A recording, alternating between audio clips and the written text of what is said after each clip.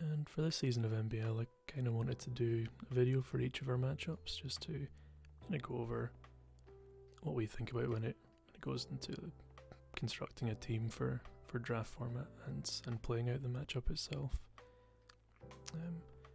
Mostly really just, it's interesting for me to go over what we've done, what we've thought about, and see where we've maybe messed up or gotten a bit greedy. But also I've noticed there's a few new faces in NBL, so I think a couple of them are maybe a bit new to draft format in general as well, so it's probably interesting to show kind of what thought processes go into a matchup as well. And I think even for players that have been around for a bit longer, it's also interesting to see a bit of another perspective. Yeah, so our first week's matchup was against Porpoise, so let's take a quick look at the matchup, I guess. So initially the first thing that jumps out there is the sun-boosted Roaring Moon, which is quite a big threat in this decks. And also notably, it's really the only way that he has of breaking through Skeledirge, which otherwise does a very good job of kind of walling his major threats. So really the first thing I would look for when building a team for this kind of matchup is thinking what's our switch in for Roaring Moon, because really that's the biggest threat there. And luckily we have the Aquaform Taurus, which does a pretty good job of switching into it with Intimidate and Fighting typing. The other thing that kind of immediately jumps out is its Ghost type Mismagius is pretty physically frail, and we have very good fighting attackers with Lycanroc Dusk with Terra Fighting CC and Gallade with Sharpness Sacred Sword, and then of course the Terra Normal Extreme Speed Dragonite that's pretty powerful this generation. So Mismagius is going to have to be pulling a lot of work to cover all three of those threats, which otherwise are very threatening for quite a lot of his team. Outside of that, I'm immediately tempted by the Magnezone, which can trap in the Bronzong, which is otherwise pretty important for stopping the Dragonite. But it doesn't really do much else there, and Bronzong is likely going to want to be using Terastallization anyway, which would allow it to escape the Magnezone, and Magnezone really just gives Gastrodon free turns.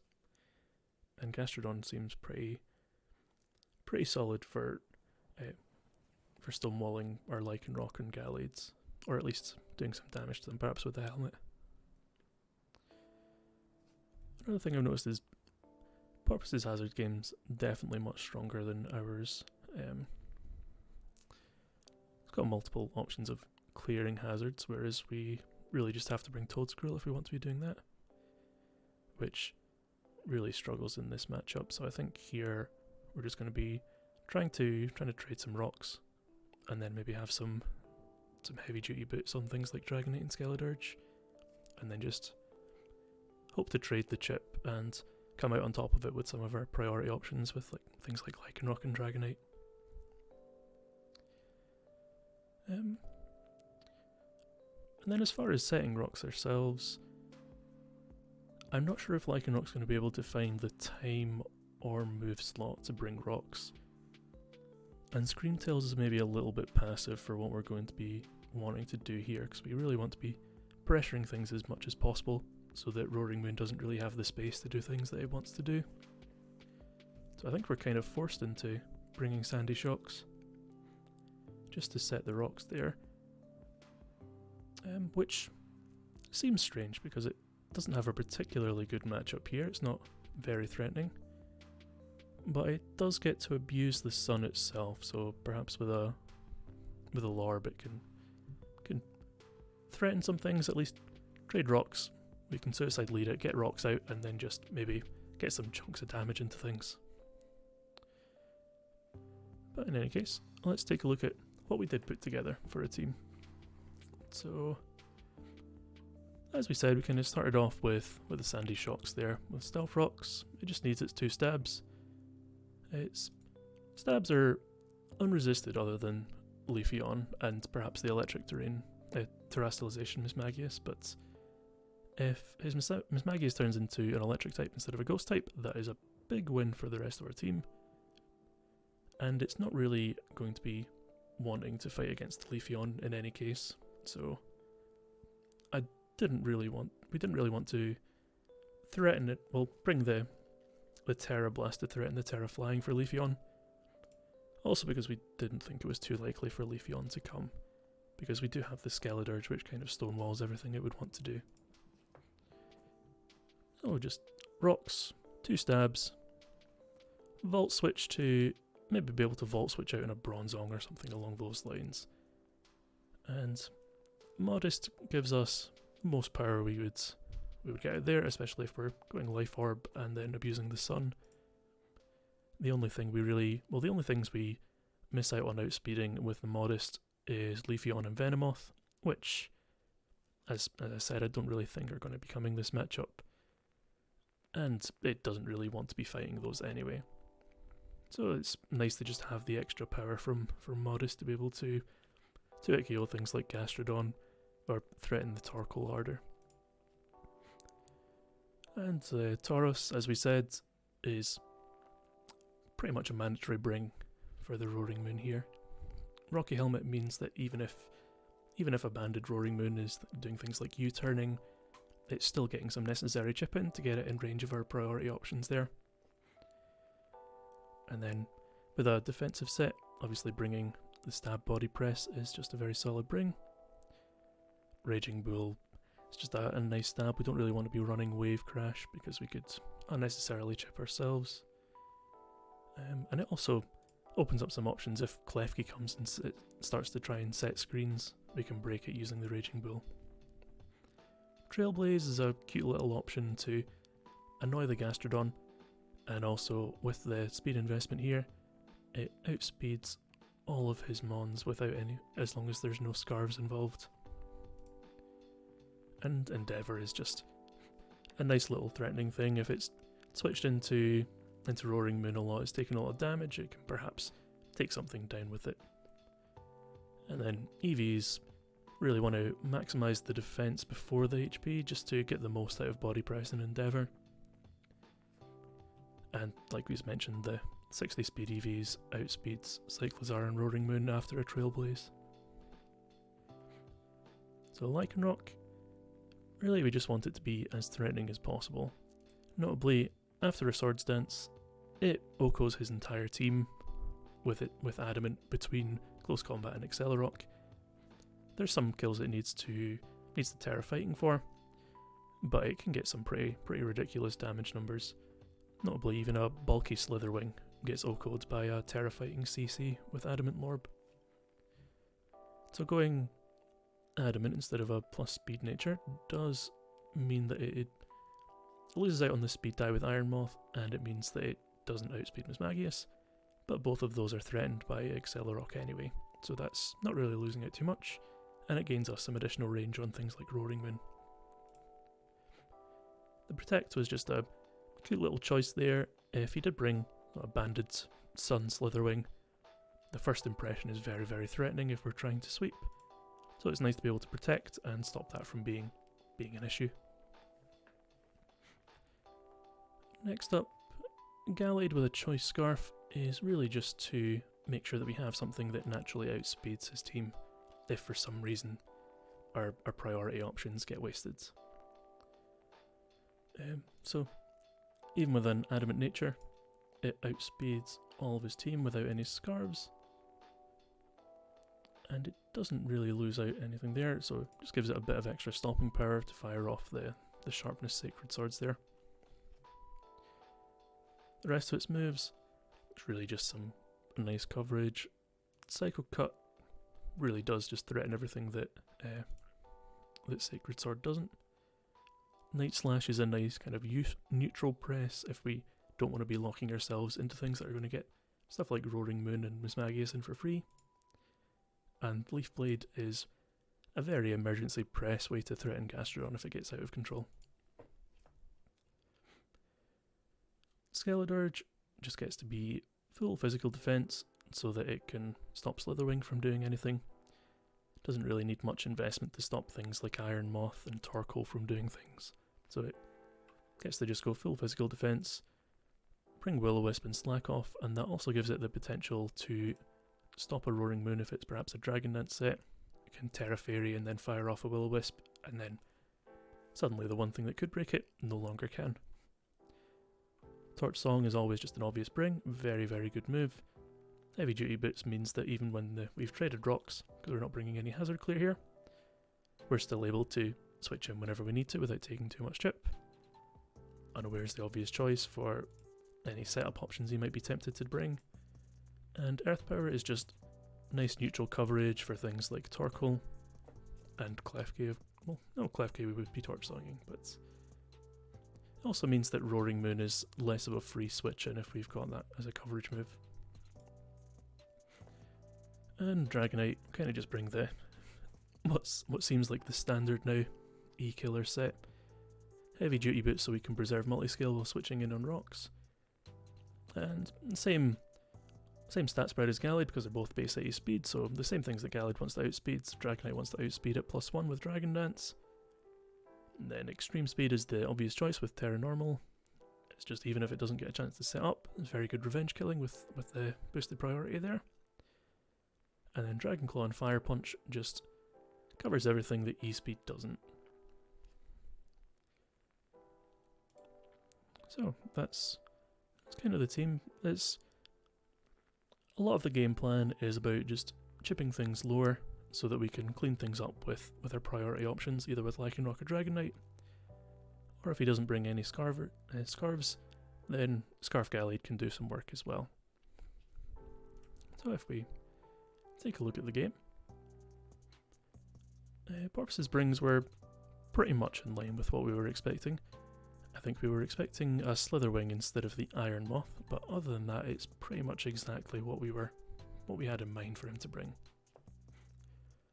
So as far as what we're looking to lead here, our game plan was always to lead with the Sandy Shocks, get rocks up, and then let it try and get as much damage out as possible before it dies. We're expecting him to lead either Torkoal or Gastrodon here, get hazards up himself, perhaps to set the sun if Torkoal is up, and Gastrodon has a pretty good 1v1 versus most of our brings here. So sure enough, he leads with Gastrodon, we lead with Sandy Shocks. This is a very safe time for him to get hazards here, so we assume that he's doing so. So our game plan is just to trade hazards here, really.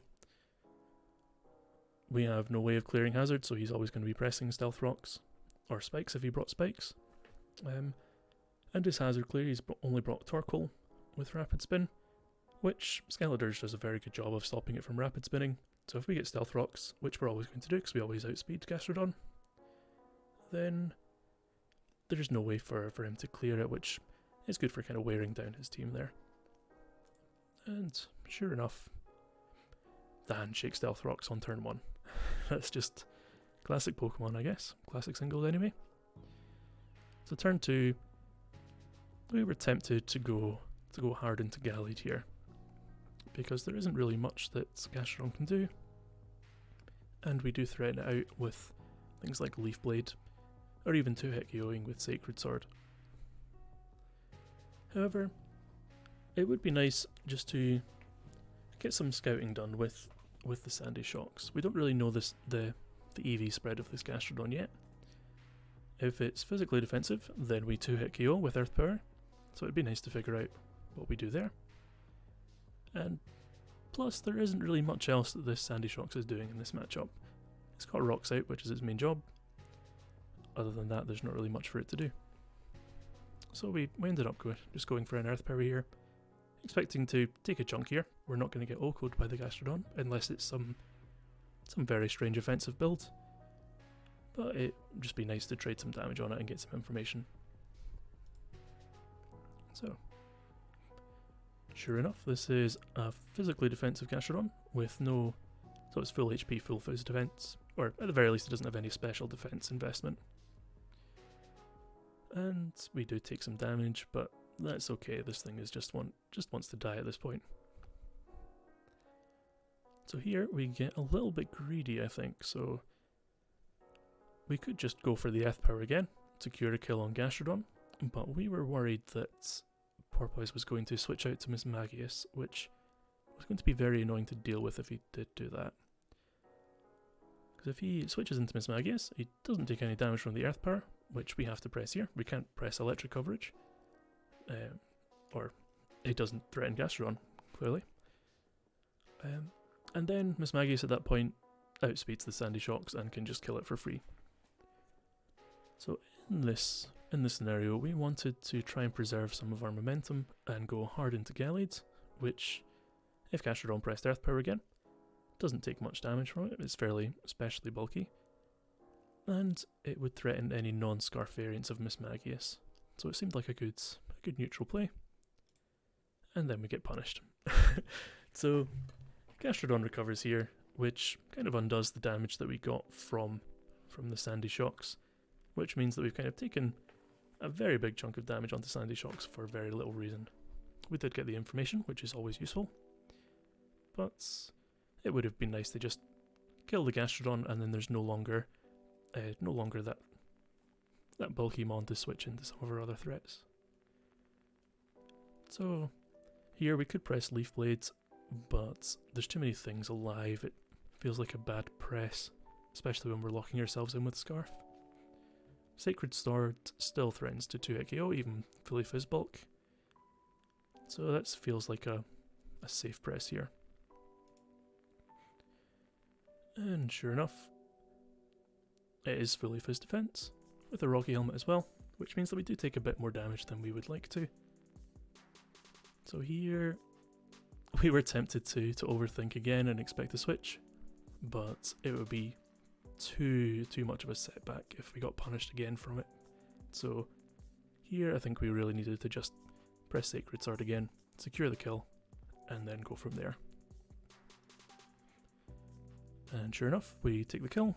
Rocky Helmet chip again is not the best, but then Miss Magius comes in to revenge, which we were a bit worried here because nothing on our team really appreciates switching into a potential Will-O-Wisp, and even a Shadow Ball is not the easiest thing to switch into for us. We do see that it takes a Rocks damage, which is nice information. It's not Boots, so we can wear this down to the point where it's threatened by Accelerock, but other than that we don't really have any information on it just yet. So I think at this point we've already established Shocks has done what it needs to do. It's got the Rocks out, and we just decide to sack Sandy Shocks and go from there, potentially bringing out the Gallade again, and then switching to Night Slash to threaten it.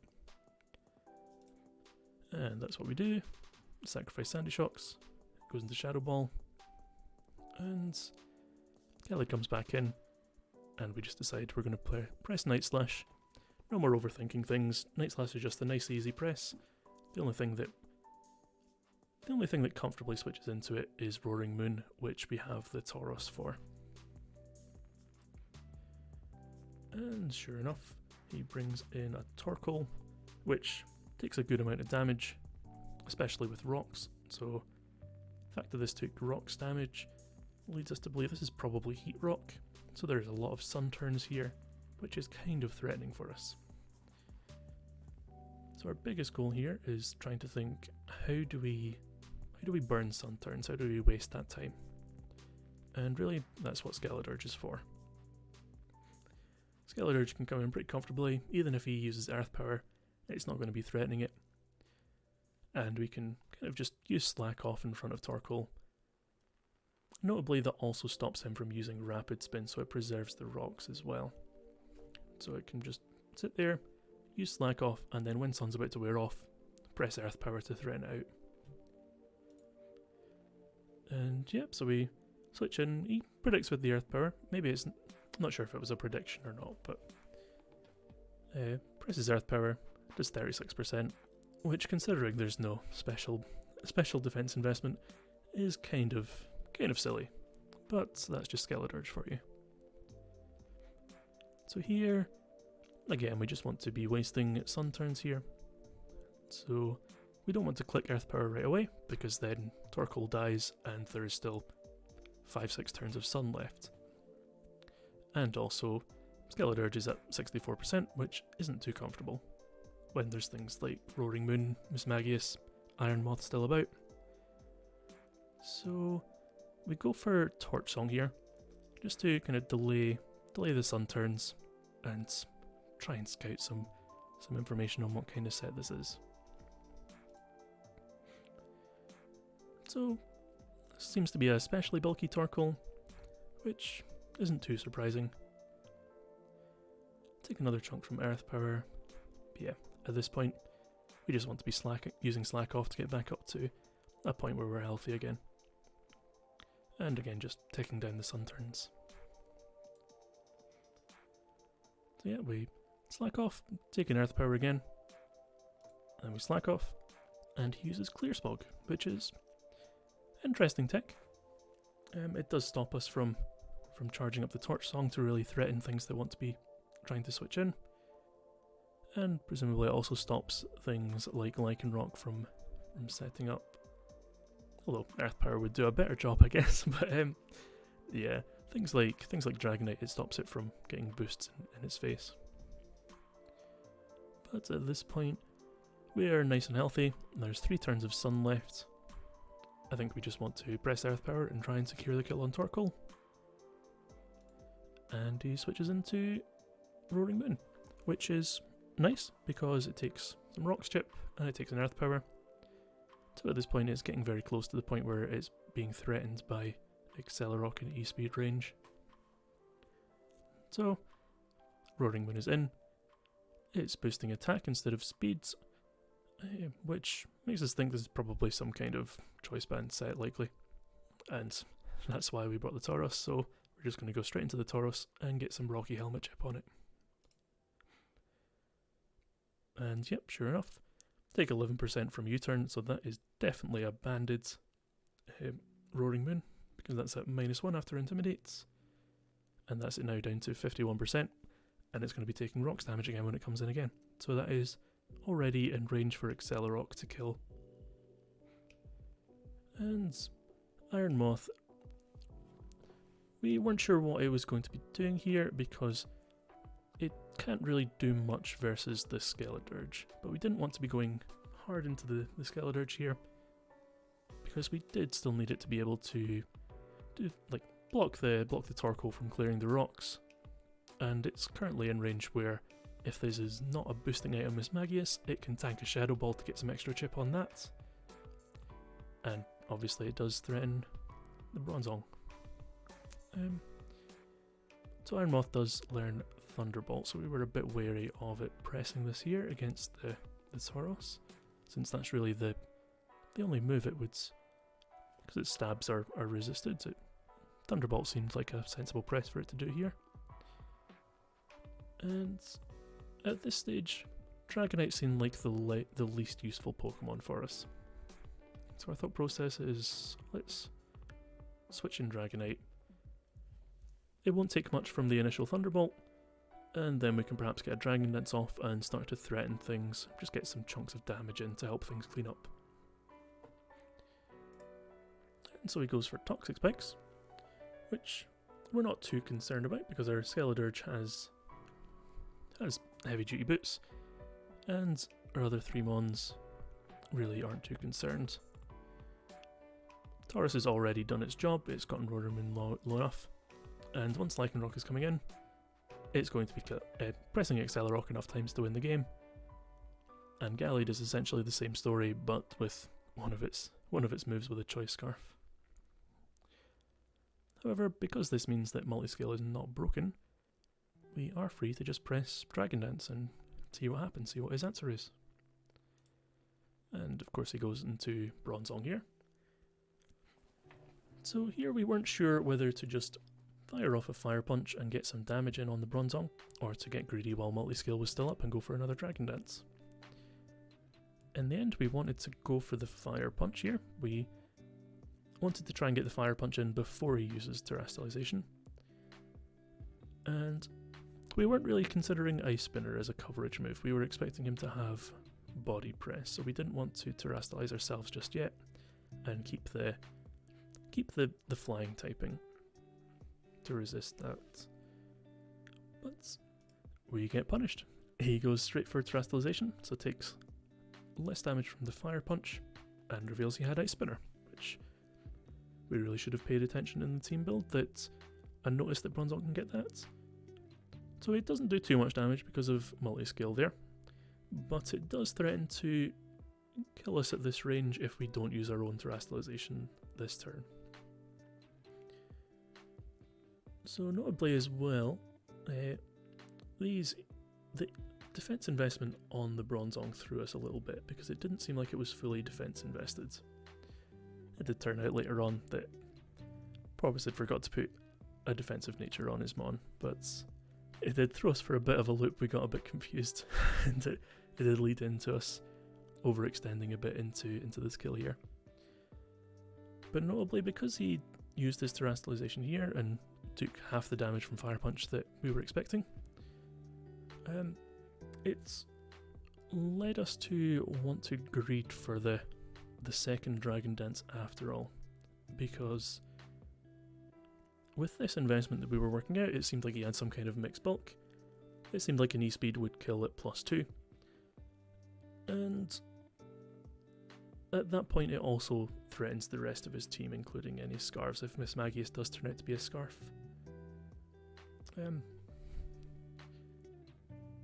yeah, our play here was to terrestrialize to avoid getting killed by the Ice Spinner, and then next turn we can E-speed, and that ideally should kill from this range.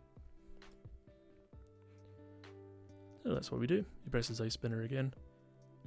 Because we turn into a normal type instead of Dragon Flying, we don't take very much damage from it. And now we look like we're in a very good position to just win the game outright from here. However, I'm forgetting to bring in nature. We get a very minimum roll. So this was a maximum roll Fire Punch into a minimum roll Extreme Speed, leaving him on 1%, which is a little bit unfortunate, but that's just how it happens sometimes. And obviously, now being normal type, we die to the body press in return. However, we still consider this a fair trade. We both use our terrestrialization, and it was still a 1-for-1 as soon as Skeledirge cleans up this kill.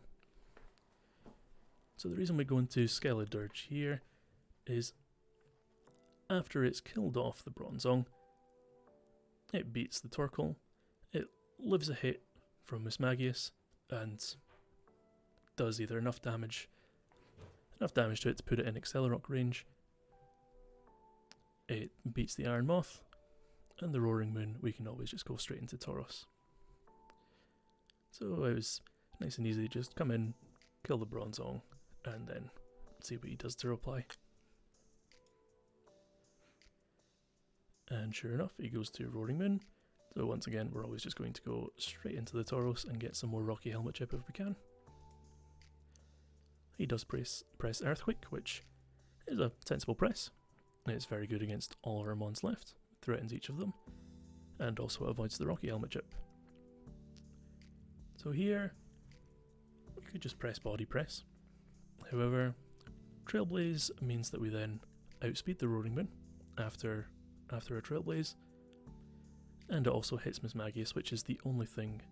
So yeah, notably at this point we're looking at our win cons, and Lycanroc Dusk, Roaring Moon is in range to die to Accelerock without any boosts. Torkoal is in range to die to Accelerock without any boosts.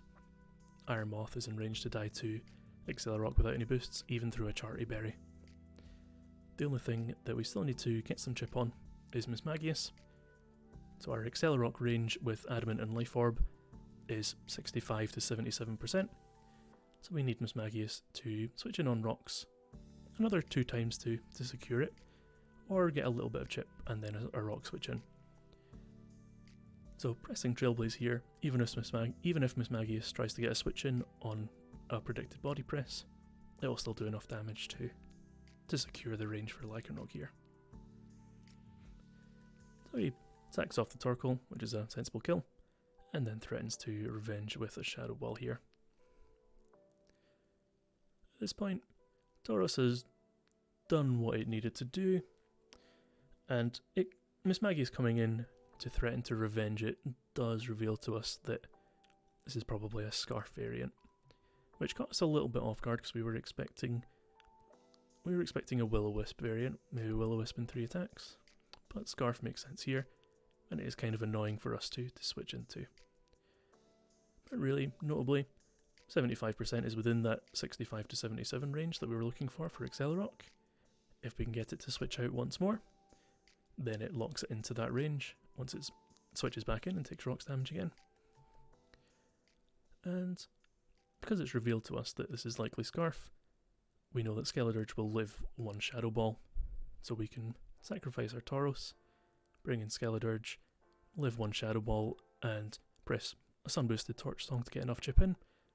Or, of course, if it opts out of that 1v1, it switches out and back in, takes the rocks damage, and gets it in range for Accelerock.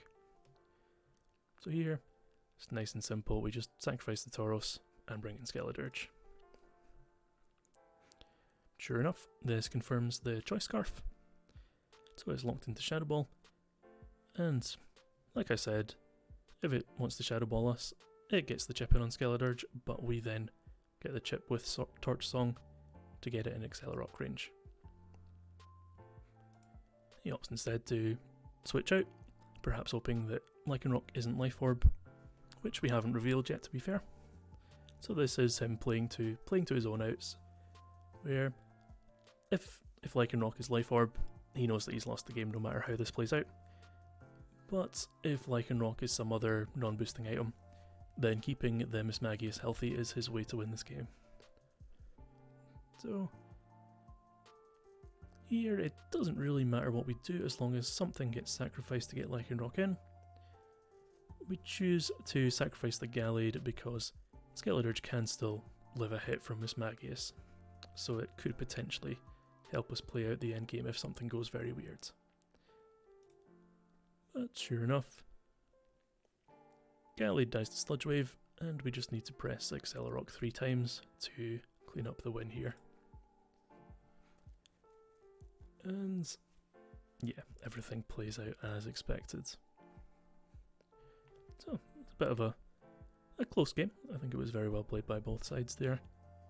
But I think we kind of recognised our win con in this game pretty well, and even though we got a little bit greedy during the mid game and the early game, of course, still managed to clean up for a nice win. So it's good to kind of start off the season with a win there, win under our belts. Hopefully we can carry on like this. Yeah. So thanks very much for watching, guys, and hopefully, since it's a nice short season with only, I think it's 7 games and then playoffs, I can keep myself motivated to do more of these videos in the future as well.